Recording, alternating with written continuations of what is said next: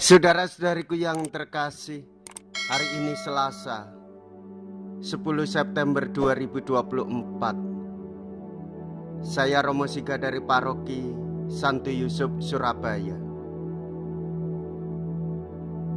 Dalam nama Bapa dan Putra dan Roh Kudus. Amin. Pengikut Kristus sejati lebih suka dirugikan daripada merasa dihina.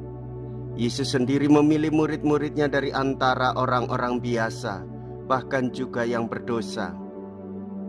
Ia tidak memilih sendiri tetapi memohon nasihat dari Bapanya. Sebelum menjatuhkan pilihannya, ia menyepi dan berdoa. Semalam-malaman Yesus berdoa, lalu ia memilih 12 orang yang disebutnya rasul. Mea culpa, mea culpa, mea maxima culpa.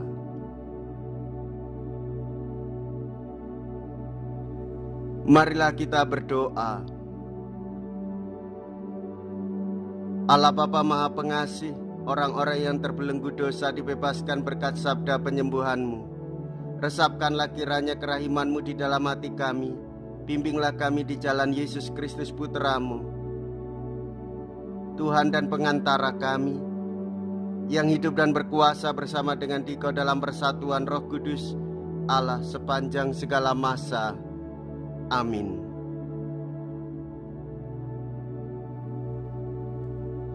Tuhan bersamamu dan bersama rohmu. Inilah Injil suci menurut Lukas.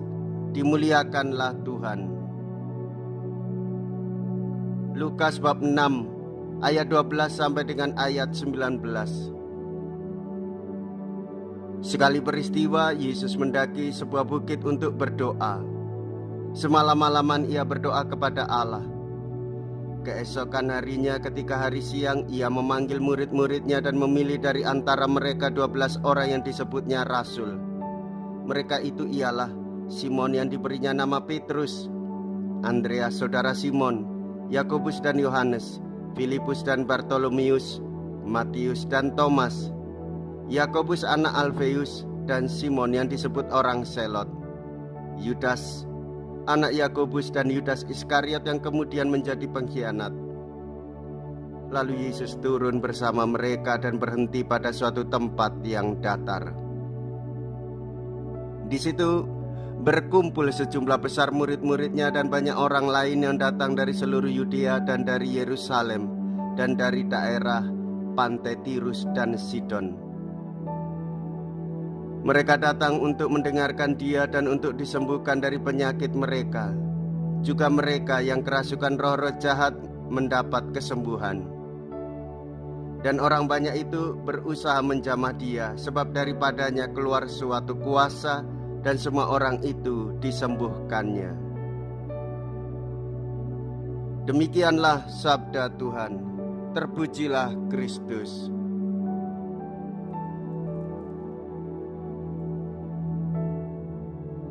Saudara-saudariku yang terkasih,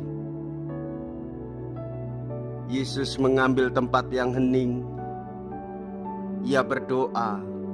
Kemudian ia memilih para muridnya yang menjadi rasul, diutus untuk mewartakan kabar baik bagi banyak orang. Yesus juga menjumpai murid-muridnya yang lain.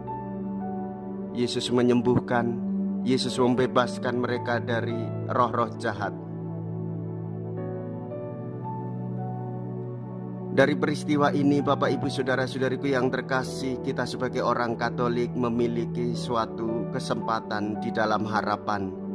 Sebelum mengambil keputusan besar, kita mengambil waktu hening, sendiri, menyepi dan berdoa. Barulah setelah itu kita belajar dari Sang Guru dan Tuhan kita, yaitu Yesus Kristus, supaya apa yang kita putuskan sungguh-sungguh merupakan kehendak Tuhan, dan apa yang terjadi sungguh-sungguh merupakan restu dari Tuhan. Dan semoga apa yang kita putuskan menjadi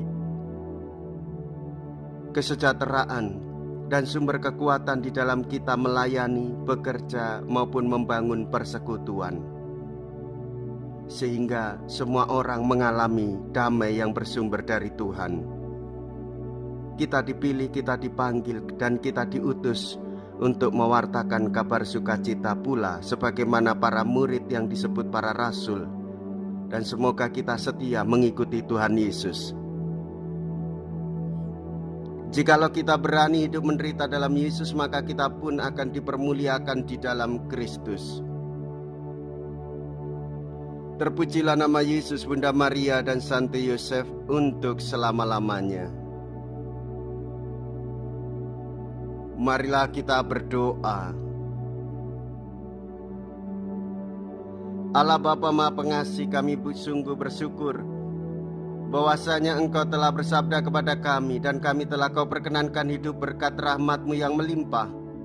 Kami mohon teguhkanlah kami dalam cinta kasih-Mu kepada umat manusia, dengan pengantaraan Kristus Tuhan kami. Amin.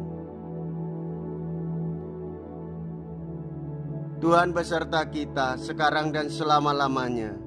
Semoga Allah yang Maha Kuasa memberkati saudara sekalian, Bapa dan Putra dan Roh Kudus. Amin. Saudara-saudariku yang terkasih, pergilah, ibadah sabda sudah selesai. Syukur kepada Allah.